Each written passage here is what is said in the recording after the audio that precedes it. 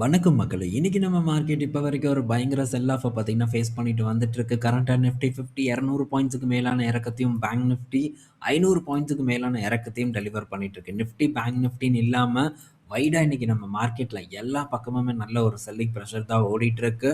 Market ஓப்பனிங்லேருந்து தொடர்ந்து பார்த்தீங்கன்னா, Nifty இறங்கும் முகமா தான் இருந்துட்டு வந்துட்டுருக்கு. கொஞ்சம் கூட ரெக்கவர் நம்ம மார்க்கெட்ல ஏற்படல. ஸோ பார்ப்போம். எப்பவும் 2 மணிக்கு மேல தான் ஒரு ரெக்கவர் ஏதோ ஒரு சைடு ஒரு மூவ்மெண்ட்ட வந்து குடுக்கும். அது இன்னைக்கு டேல ஏற்பட்டு ஓரளவு ரெக்கவர நம்ம மார்க்கெட் போஸ்ட் பண்ணுதான்னு பொறுத்திருந்து பார்ப்போம். ஆனா டைம் ஆக செல்லிங் பிரஷர் தான் கூடிட்டு இருக்கே தவிர, ரெக்கவரி வர மாரி நமக்கு எந்த விதமான ஒரு இண்டிகேஷனும் கிடைக்காம தான் இருக்கு. பட் இன்னும் ஒரு 1/2 மணி நேரத்துக்கு மேல இருக்கு. வெயிட் பண்ணி பார்ப்போம் என்ன நடக்குதுன்ட்டு.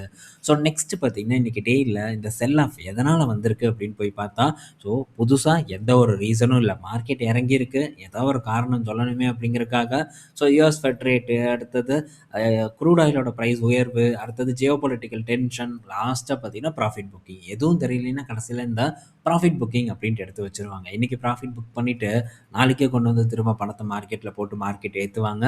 ஸோ வழக்கம் போல ஒரு அகாவலி ஒரு ரீசன வந்து நமக்கு சொல்லியிருக்காங்க. சரி, சரி அப்படின்னு கேட்டுட்டு, நம்மளும் தலையாட்டிட்டு அடுத்த வேலைய வந்து பார்ப்போம். ஸோ ஃபர்தரா நமக்கு எங்கேயாச்சும் ஒரு பெட்டர் ஆப்பர்ச்சுனிட்டி ஏற்பட்டா மட்டும் ஃபோக்கஸ் பண்றதுக்கு நம்ம ட்ரை பண்ணலாம். இந்த வீடியோல நம்ம பல பங்குகள் பற்றியான அப்டேட் எல்லாம் வந்து பார்க்க போறோம். ஒன்னொன்னா நம்ம பார்ப்போம். நம்ம பார்க்க போறது ரிலையன்ஸ் பற்றியான அப்டேட் தான். ஸோ ரிலையன்ஸ் பார்த்தீங்கன்னா, ஒரு 10,00,000 கோடி வந்து ஏஐ இன்வெஸ்ட்மென்ட் பண்ண போறதா ஒரு அப்டேட் வந்து குடுத்துருக்காங்க. இதெல்லாம் வந்து பழைய அப்டேட் தான். ஸோ திரும்ப இப்ப இந்த ஏஐ மீட்டிங் நடந்துட்டு இருக்கிறனால இத பற்றியான பேசும் பொருள் வந்துட்டுருக்கு.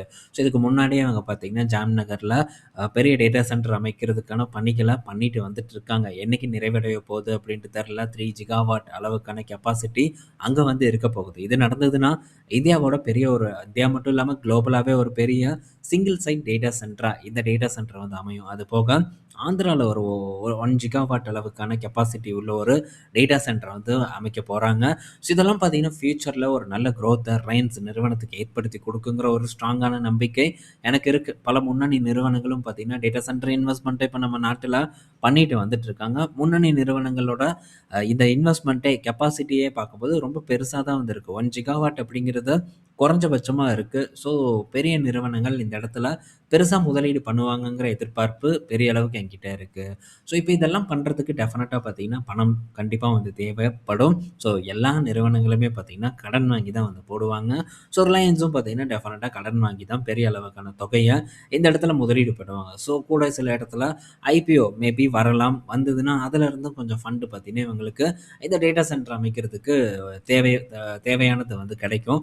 ஸோ கடன் வாங்காம அடுத்த பிசினஸ வந்து பெரிய அளவுக்கு வந்து க்ரோ பண்ண முடியாது. ஸோ இதுக்கு முன்னாடி டெட் ஃப்ரீ ஆனாங்க. அகைன் கடன் வாங்குனாங்க. ஸோ திரும்ப பார்த்தீங்கன்னா, அவங்க இந்த நியூ எனர்ஜி பிசினஸ பண்ணிட்டு இருக்காங்க. ஸோ இந்த நியூ எனர்ஜி பிசினஸ் ஃபியூச்சர்ல ஒரு நல்ல பெர்ஃபார்மன்ஸ குடுக்கும். அந்த டைம்ல அகைன் டெட் வந்து குறையும் அப்படிங்கிற எதிர்பார்ப்பு என்கிட்ட வந்து இருக்கு. ஸோ அடுத்தது பார்த்தீங்கன்னா, டிசிஎஸ் கிட்ட இருந்து ஒரு update. So TCS and OpenAI partnership பார்த்தீங்கன்னா, இப்போ ஒரு அனௌன்ஸ்மெண்ட்ட குடுத்துருக்காங்க. இதுவும் ஆல்ரெடி வந்த ஒரு அப்டேட் தான். ஸோ இப்போ திரும்ப பார்த்தீங்கன்னா, இந்த மீட்டிங்லாம் நடந்துட்டு இருக்கனால நமக்கு குடுக்குறாங்க. அது மட்டும் இல்ல, ஓப்பன்ஏஐ பார்த்தீங்கன்னா 2 இடத்துல வந்து ஆஃபீஸ் போட போறதாவும் அப்டேட் வந்து குடுத்துருக்காங்க. ஒண்ணு பெங்களூர், இன்னொன்னு மும்பையா வந்து இருக்கு. ஸோ 2 பேரும் சேர்ந்து இணைஞ்சு அடுத்து இந்த ஏஐ டிப்ளாய்மென்ட் எல்லாம் வந்து பண்ண போறதா அறிவிப்பு வந்திருக்கு. ஸோ இன்ஃபோசிஸ் வந்து குடுத்துருந்தாங்க. இந்த ஆந்த்ரோபிக் கூட சேர்ந்து ஏஐ ஏஜென்ட்ட வந்து டிப்ளாய் பண்ண போறதா சொல்லி, இப்போ இவங்க வந்து ஓப்பன் ஏஐ கூட வந்து சேர்றாங்க. இப்போதைக்கு ட்ரெண்டிங்ல போற ஒரு ஏஐன்னு பார்த்தா அது ஆந்த்ரோபிக்கா தான் இருக்கு. ஃபர்ஸ்ட்டு ஓப்பன் ஏஐ, அதுக்கப்புறம் பல ஏஐ வந்து இப்போ ஆந்த்ரோபிக்ல வந்து நிக்குது. ஸோ இவனும் நிலையானவனா அப்படிங்கிறத நம்ம பொறுத்திருந்து தான் வந்து பார்க்கணும்.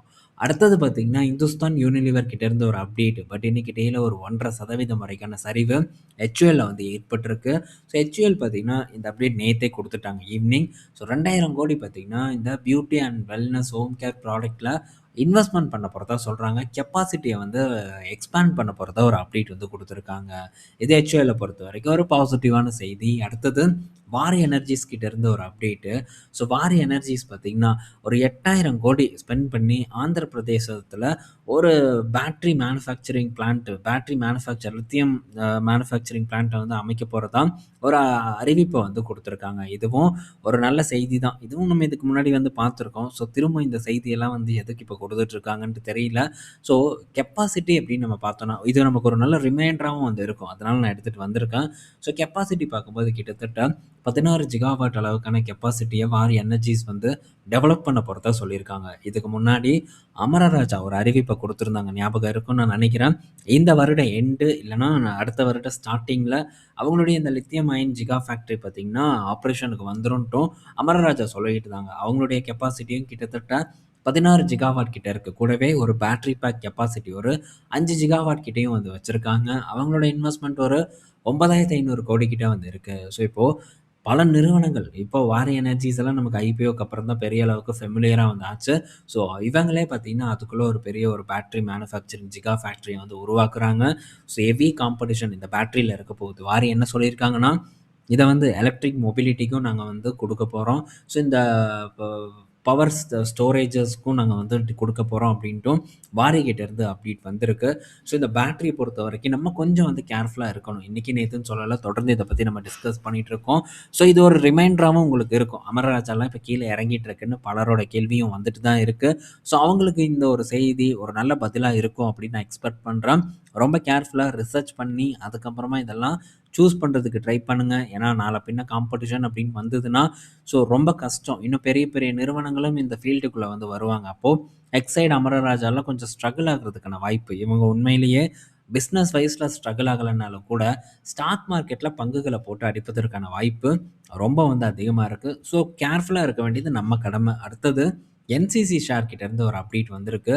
ஸோ என்னன்னா, இது என்சிசி பார்த்தீங்கன்னா, இன்னைக்கு டேல 10% இறங்கி இருந்தது. அங்கருந்து ரெக்கவரும் ஆயிருச்சு. இப்ப என்னன்னா, ஸோ என்ஹெச்ஏ வந்து இவங்கள வந்து டெண்டர்ல பார்ட்டிசிபேட் பண்ண முடியாத மாரி ஒரு 2 வருஷத்துக்கு பேன் பண்ணியிருக்காங்க. என்ன ரீசன் அப்டின்ட்டு நானும் போய் தேடி பார்த்தேன். பட் என்ன ரீசன் அப்டின்ட்டே எனக்கு கிடைக்கல. ஜஸ்ட் வந்து ஒரு 2 வருஷத்துக்கு இவங்கள பேன் தான் வந்து பண்ணியிருக்காங்களே தவிர, இந்த காரணத்துக்காக நாங்க பேன் பண்றோம் அப்டின்ட்டு சொல்லல. ஸோ இதெல்லாம் எதுக்கு பண்றாங்க? சும்மா கண் துடைப்புக்காக பண்றாங்களோ! அப்டிங்கிற மாரி தான் எனக்கு வந்து ஃபீல் ஆகுது. ஸோ இதே தான் கேஎன்ஆர்சில வந்து பண்ணாங்க. அங்கேயாச்சு பாலம் வந்து உடைஞ்சது. அதுக்கு வந்து பண்ணுனாங்க. உடனே பார்த்தீங்கன்னா, அத வந்து ரிவோக்கும் பண்ட்டாங்க. இங்கேயும் அதுதான் நடக்கும் அப்டின்னு நான் எக்ஸ்பெக்ட் பண்றேன். ஸோ இன்னைக்கு டேல ஒரு 10% கீழ விழுந்த என்சிசி பார்த்தீங்கன்னா, திரும்ப ஒரு அருமையான ஒரு ரெக்கவர வந்து போஸ்ட் பண்ணிருச்சு. இப்போ கரண்ட்டா ஃப்ளாட் டூ நெகட்டிவா ட்ரேட் ஆயிட்டு இருக்கும்னு நான் நெனைக்கிறேன். ஸோ ரொம்ப அப்படியே பார்த்தீங்கன்னா, ஃப்ளாட்டான ஒரு இடத்துக்கே வந்துருச்சு. என்ன ரீசன் அப்படின்னு தெரியல. ஸோ நல்ல ஒரு ரெக்கவர் மேபி இதுக்கு பின்னாடி கூட ஏதாச்சும் ஒரு செய்தி வந்து இருக்கலாம். பட் இந்த பங்கும் ஒரு நல்ல கரெக்ஷன்ல இருந்துட்டு வரக்கூடிய பங்கு. ஸோ ஸ்லோவா வந்து பார்ப்போம். வெயிட் பண்ணி பார்ப்போம். பலரும் இத பத்தி கேட்டுட்டு தான் இருக்காங்க. பட் கொஞ்சம் வெயிட் பண்றதுல தவறு இல்ல. அடுத்தது ஸோ டாடா இன்வெஸ்ட்மெண்ட் இன்னைக்கு டேல ஒரு 10% வரைக்கான ஒரு ஏற்றத்த வந்து குடுத்திருக்கு. என்னப்பா ரீசன் அப்படின்னு நம்ம போய் பார்த்தோம்னா, சந்திரசேகர் அவர வந்து 3வது முறையா வந்து பதவி நீட்டிப்பு பண்ண போறதா ஒரு செய்தி வந்திருக்கு. இந்த செய்தியின் காரணமா இந்த டாடா கார்ப்பரேஷன் ஒரு நல்ல பெர்ஃபார்மன்ஸ குடுத்துட்டுருக்கு. 10% வரைக்கான ஒரு ஏற்றத்த குடுத்துட்டுருக்கு. வெறும் இது மட்டும் இல்ல, டாடா கெமிக்கல் பார்க்கும்போது இன்னைக்கு டேல ஒரு ஏற்றத்த வந்து போஸ்ட் பண்ணிட்டுருக்கு. இது ஒரு 2.5% வரைக்கான ஏற்றத்த குடுத்துட்டுருக்கு. ஸோ இதெல்லாம் ஒரு ரீசனா நம்ம இதுக்கு முன்னாடியே டிஸ்கஸ் பண்ணியிருக்கோம். ஞாபகம் இருக்கும்னு நான் நினைக்கிறேன். டாடா சன்ஸ் லிஸ்ட் ஆக போகுதுன்னு ஒரு நாள் உருட்டுனாங்கன்னா, அந்த டைம்ல ஒரு 20% வரைக்கான ஏற்றம்லாம் நடக்கும். அது அடுத்த நாள் ஒரு 5% கீழ இறங்கும். திரும்ப பார்த்தீங்கன்னா, இது லிஸ்ட் பண்ணுவோம் அப்படின்ட்டு ஒரு ரூமர் வரும். பங்கு பார்த்தீங்கன்னா ஏறும். ஸோ இந்த மாரி எல்லாம் ஏத்தி இறக்கி விளையாடிட்டு இருந்தாங்க டாடா கெமிக்கல்ஸ்ல. ஸோ இப்ப பார்த்தீங்கன்னா, சந்திரசேகரம் 3வது முறையா போடுறாங்க அப்படிங்கிற ஒரு செய்திக்காக பங்குகள் வந்து ஏறுது. ஸோ இதெல்லாம் ஒரு ஆர்கானிக்கான ஒரு ஏற்றம் இல்ல. ஸோ இதெல்லாம் ஜஸ்ட் வந்து ஏத்துறாங்க. அதுக்கு ஒரு காரணமா இந்த செய்திய வந்து காட்டுறாங்க. இந்த பங்கும் பார்த்தீங்கன்னா, ஒரு நல்ல கரெக்ஷன தான் வந்து ஃபேஸ் பண்ணிட்டு இருக்கு. ரூ. 700 கிட்ட வந்து ட்ரேட் ஆயிட்டு இருக்கு. ஸோ ரொம்ப கேர்ஃபுல். இங்கலாம் பிசினஸ்ல பார்த்தீங்கன்னா, பெருசா எந்த விதமான ஒரு இம்ப்ரூவ்மென்ட்டும் இல்ல. ஸோ பிசினஸ்ல இவ்வளோ ப்ராப்ளம் இருக்கும்போது நம்ம போய் வாங்கணும்னா, கண்டிப்பா ஒரு பிரஷர் ஏற்படும். ஸோ நமக்கு பிசினஸ்ல ஒரு புரிதல் ஏற்படணும். ஸோ அவங்களுடைய வருங்காலத்த பற்றியான ஒரு ஐடியா இருந்தா மட்டும் தான் முதலீடு பண்ண முடியும். இத வந்து இன்னைக்கு நான் சொல்லல. இந்த பங்கு பீக்ல இருக்கும்போதே இத பற்றியான அப்டேட் எல்லாம் உங்க கூட நான் ஷேர் பண்ணியிருக்கேன். ஸோ இப்போ பெரிய அளவுக்கு ஒரு கரெக்ஷன வந்து போஸ்ட் பண்ணியிருக்கு. பார்ப்போம். ஸோ ஃபர்தரா இவங்க பிசினஸ்ல ஏதாச்சும் இம்ப்ரூவ்மென்ட் நடந்ததுன்னா, கண்டிப்பா அந்த அப்டேட் உங்க கூட நான் ஷேர் பண்றேன். ஸோ அடுத்தது பார்த்தீங்கன்னா, மாருதி சுசுகி கிட்ட இருந்து இந்த விட்டாராவோட ஈவி பிரைஸ் பார்த்தீங்கன்னா, நமக்கு இப்போ கிடைச்சிருச்சு. ஸோ ஈவி பிரைஸ் பார்க்கும்போது அட்ராக்டிவா தான் வந்து இருக்கு. அதுவும் இவங்களுடைய காம்படிட்டர் கூட வந்து ஒரு கம்பேரிசன வந்து போட்டிருக்காங்க. ஸோ அது என்ன அப்படிங்கிறத நான் இந்த இடத்துல ஷோ பண்றேன். ஸோ இது உங்களுக்கு தெளிவா காட்டாதுன்னு நான் நினைக்கிறேன். நான் உங்களுக்கு வந்து இத திரும்பவும் ஆட் பண்றேன். ஓகே. ஸோ இப்போ நான் அதோட பிரைஸ வந்து நான் இந்த இடத்துல மென்ஷன் பண்றேன். ஸோ விட்டாராவோட பிரைஸ் பார்த்தீங்கன்னா, பாஸ் இல்லாம நார்மல் பிரைஸ் வந்து ஒரு ரூ. 16,00,000 அப்படிங்கிற விலையில ஸ்டார்ட் ஆகுது. டாப் எண்ட் பார்க்கும்போது ரூ. 20,00,000 வந்து போகுது. ஸோ ஒரு நல்ல பிரைஸ்ல தான் வந்து இந்த ஈவி டேராவ லான்ச் பண்ணியிருக்காங்க. இவங்களுடைய காம்படிட்டர் கூட கம்பேர் பண்ணும்போது, நீங்க வின்சர் ஈவி நம்ம எடுத்துக்கிட்டாலே 14,00,000 ஸ்டார்ட்டிங் பிரைஸ், எண்டிங் பிரைஸ் பார்க்கும்போது டாப் மாடலோடது 18,00,000 வந்து இருக்கு. அடுத்தது எம்ஜி ZS. ஸோ இத கூட பெருசா எடுத்துக்க வேண்டாம். மஹிந்திரா BE6 இருக்கு. அதோட பிரைஸ் ஸ்டார்ட்டிங் பார்க்கும்போது 19,00,000 இருந்து ரூ. 27,50,000 வரைக்கும் வந்து இருக்கு. ஸோ ரொம்ப வந்து காஸ்ட்லியான ஒரு காரா இந்த கார் தான் இப்ப இருக்கு. அடுத்தது கிரெட்டா இருக்கு. ஸோ கிரெட்டா பார்க்கும்போது ரூ. 18,00,000 இருந்து ரூ. 24,400,000 வரைக்கும் போகுது. ஸோ இதெல்லாம் கூட கம்பேர் பண்ணும்போது இந்த ஈவிட்டாராவோட பிரைஸ் பார்த்தீங்கன்னா, ஒரு சூப்பரான ஒரு பிரைஸ் பாயிண்ட்ல வந்து இவங்க இப்போ இந்த கார வந்து பிளேஸ் பண்ணியிருக்காங்க. டாடா கர்வ் இருக்கு. கர்வ் பார்க்கும்போது ஸ்டார்ட்டிங் ஈவியோட பிரைஸே 17,50,000.